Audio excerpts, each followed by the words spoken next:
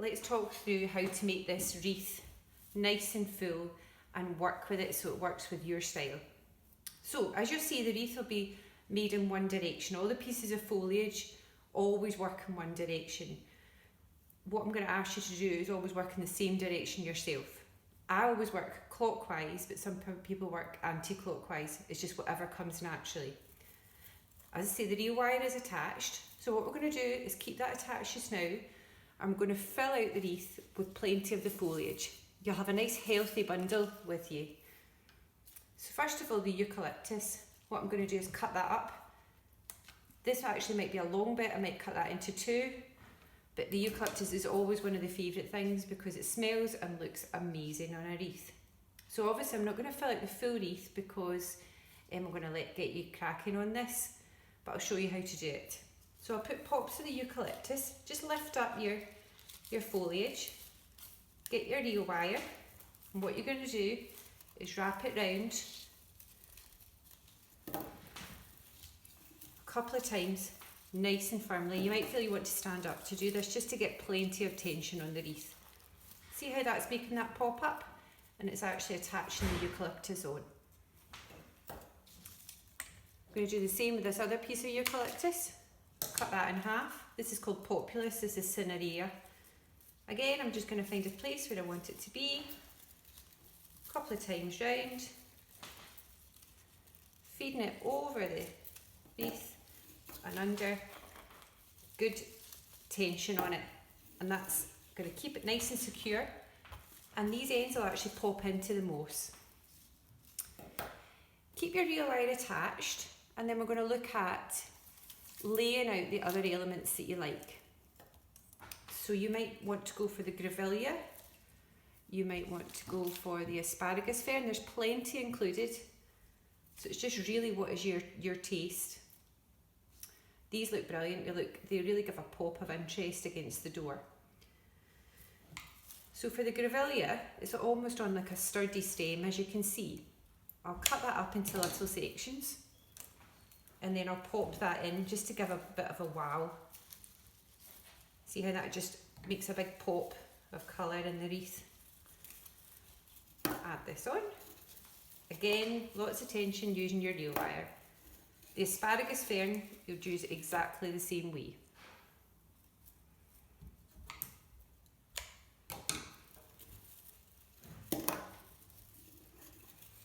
Now obviously I'm building this and building it. I would have kind of planned it out before. I would have laid a few things on top, just seeing what looked right, but I'm just showing you the technique and then you can get cracking yourselves. Okay, and the last piece of foliage is called Cupressus. It comes in a big long section. So if I wanted a bit of movement, maybe a bit of fluffiness to come out, a bit of spike, I would add that onto the wreath as well. Okay. So that's all your foliage elements. You're going to add those first using your reel wire. Now, if you'd like to add the dried elements, then we're going to use them, keep the reel wire attached, we're going to use them now. That's things like this fantastic pampas grass. You'll have seen pampas grass. It's the stuff, the big tall stuff that grows in people's gardens. It's dead popular at the moment. It looks fantastic on weddings or any event stuff because it's so dramatic. It looks amazing on a wreath. So what I'll do is I'll pop it in. It's got a sturdy stem.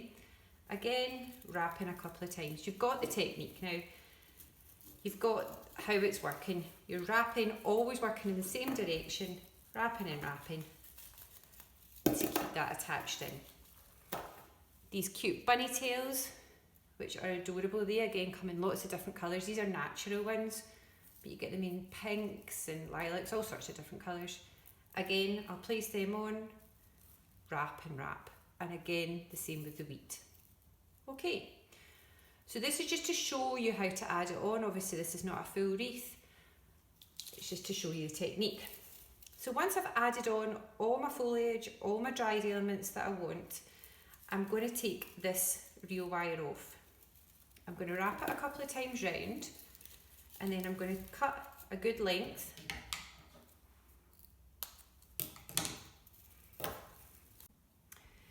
And I've turned my wreath ring over, and what I'm going to do is sew this into the back of the moss. It just kind of finishes it off. Okay. Just sewing it right into the back of the moss, giving it lots of strength. Okay. Right. So, obviously this is quite a sparse looking wreath, but I would have done it for all the way around. Okay. Now, what I'm going to do is show you the technique for adding the orange slices, if you want to add them, the cinnamon sticks, and the pine cones. To add them, we're going to use the green wires, which you'll have found in a wee bundle in your pack. Things look quite nice on your wreath if they're maybe in odd numbers dotted around. So you could do like a collection of a couple of orange slices there, a couple there, and a couple there. So it's like a 3, or do them in like a 5. Odd numbers always seem to work really well. It just means, see if you do it in a 4, it kind of makes it look a bit square. But honestly, it's really up to your taste. What I tend to do with the orange slices is group them together. So I've grabbed one of my wires and I'm going to pierce the bottom section of the slice and pierce the next bottom section of the slice. I'm going to go through almost to the middle of the wire, pull it down both sides and then twist. Okay, I'll show you that technique again, and I've got a wee bundle there. Okay. Slice it through the bottom, put it through the bottom, pull it down, and then twist. And this is just making a wee bundle, and we're going to use this wee bundle for putting in through your wreath into the moss, and these wires will get attached into the back. Okay. With your pine cone, it's very similar. See how it's got grooves around the bottom? I'm going to put a bit of wire around these grooves and then twist. If I think this is a bit too short, where that twist of the wire is, I'm going to add another extra wire just to make it a bit longer to go through the moss. Okay, see how I've added that on, and that's just made a bit of length. Okay, and the final item is the cinnamon stick. Sometimes I bundle these together, and what I'll often do is wrap a wee bit of jute string around them. It just makes a cute wee bundle, and it just kind of highlights them more. So I'm just going to tie a wee bow or a wee knot. You'll have some jute in your pack as well. Okay.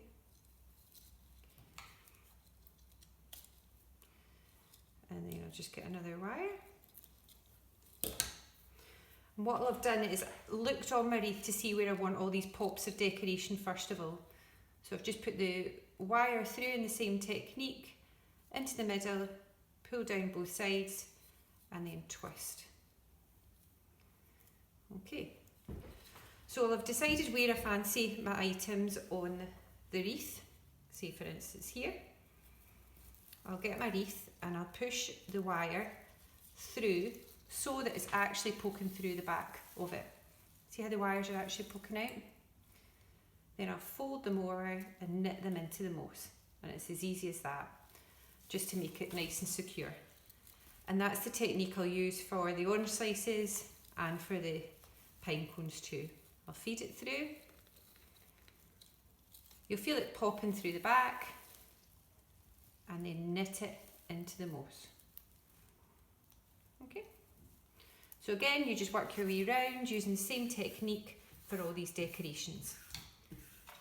And the final thing that we're going to add on is our ribbons. I'm just going to clear some space so you can actually see the wreath a bit clearer. This is what you'll find, that you do make quite a lot of mess with this, and it is quite hard on your hands, but it's well worth it. So the Hessian ribbon is actually the door hanger. I've left it long because it depends on how you want to hang it on your door, and you can adjust it. So what I'll do is, say for instance this is the top of my wreath.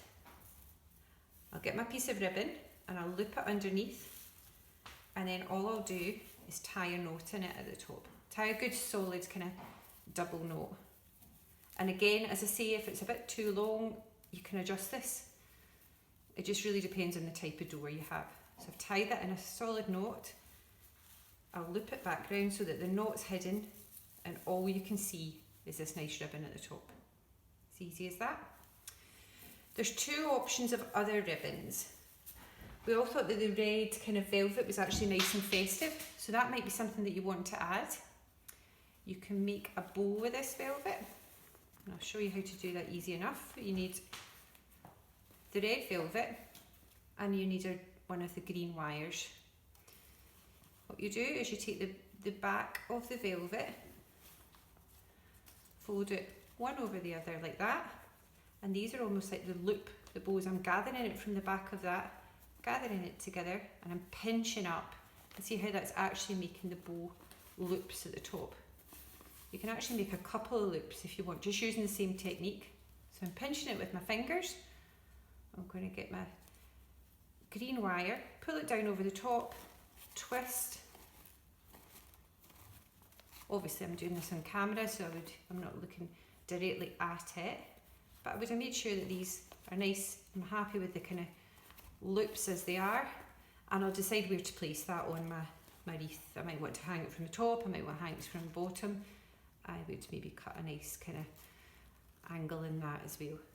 And I would just, again, using the same technique as you used with your orange slices and other decor, push it through the moss and put the wires in at the back. So that's one type of bow. Right, so I'll just show you how to add the trailing ribbons if you choose to do that. So there's these gorgeous dusky pink and grey trailing ribbons.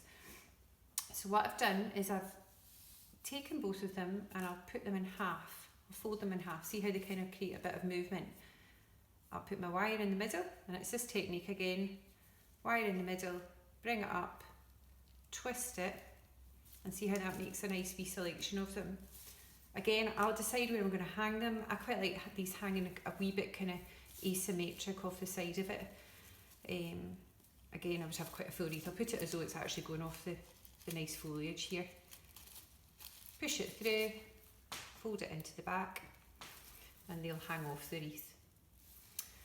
Right, so I'm going to let you loose on your own wreaths. I'll be here to answer any questions you've got, and I'm looking forward to seeing your beautiful creations.